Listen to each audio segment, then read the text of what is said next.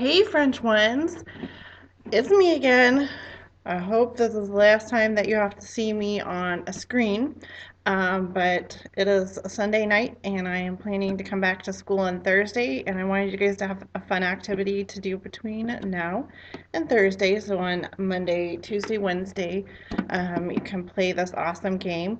I've done it a little differently this year than I have done in the past. I used to do this game with a super fun box of mysteries. That's what it says, La Boîte de Mystère. And there's all kinds of things hidden in there. But basically, it is a guessing game, and you guys are going to be guessing the names of some celebrities. Now, let me just give a little caveat emptor to start with. I know that not everybody is going to be familiar with every single celebrity. I tried to pick just kind of a variety of ones that I thought people might be familiar with.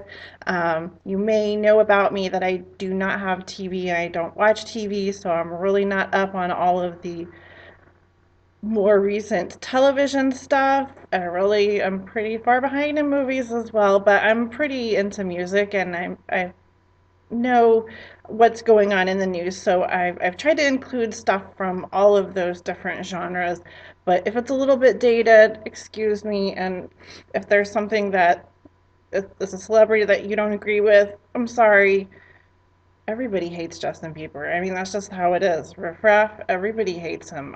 Who likes Riff Raff? No one, except Katy Perry. Anyway, so here's what we're going to do. Mrs. Grau is going to give you this lovely notes page, and this is going to be something pretty handy. When we play this game, we can actually play this game many different ways, and I have about 75 different celebrities on here. Today, I think we're going to do about 15 or 16, somewhere around in there, not the whole entire game because my poor computer, I don't think could handle uploading that much to YouTube all at once. That was not a weird sound. It was a weird sound, but it wasn't what you thought it was because my computer is sitting on top of my little stool that's at the front of the classroom usually because I am going to be showing you a PowerPoint, um, and I had to prop it on something. So that's what's going on here. But okay, just for these notes, I just wanted to kind of go over this a little bit with you. I've got it into 4 categories here. So this is a guessing game, and it's called La Boîte au Mystère, so mystery box. I've broken it down here. The first one, some useful expressions that you're going to be hearing.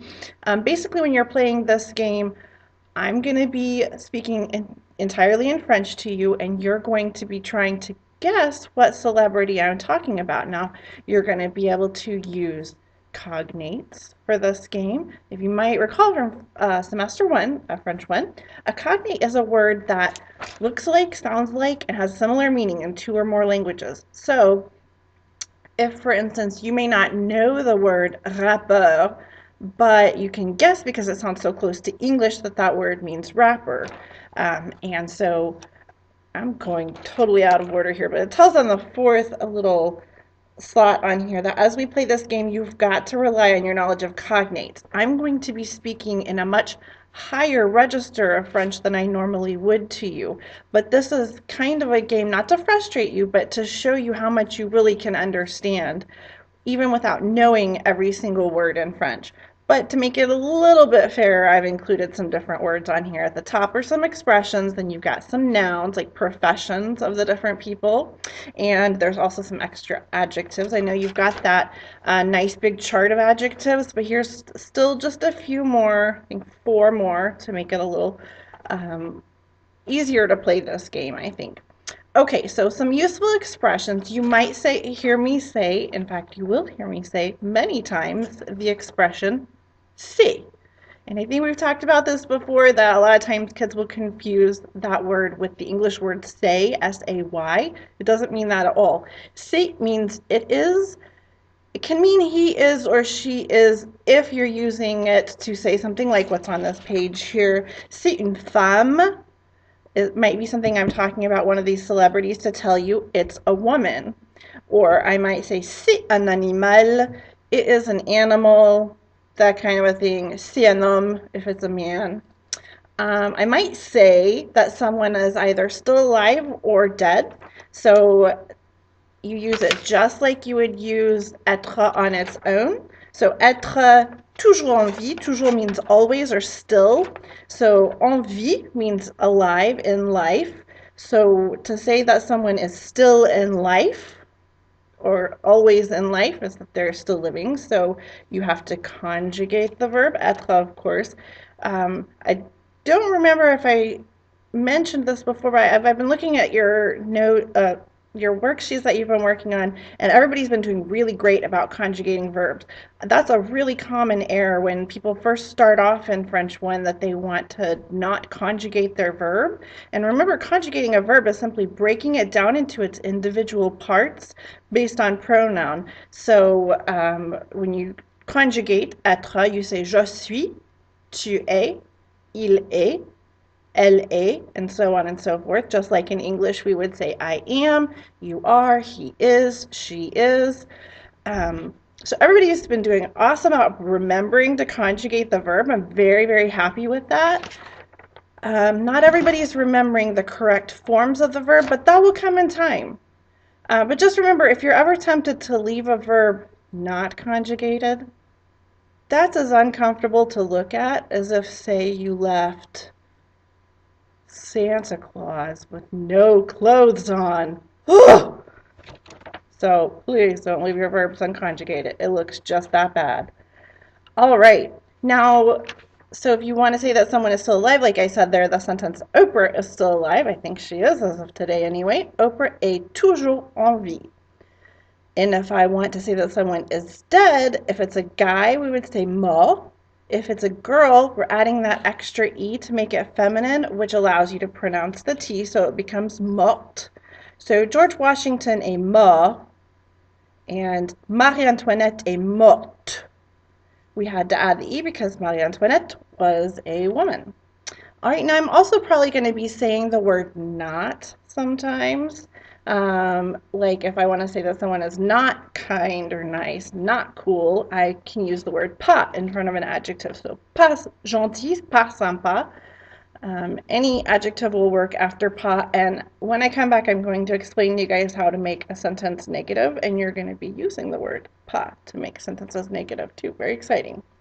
All right, here are some professions that I might mention in this game. I might say that someone is an actor or an actress, and that is pronounced acteur, actrice.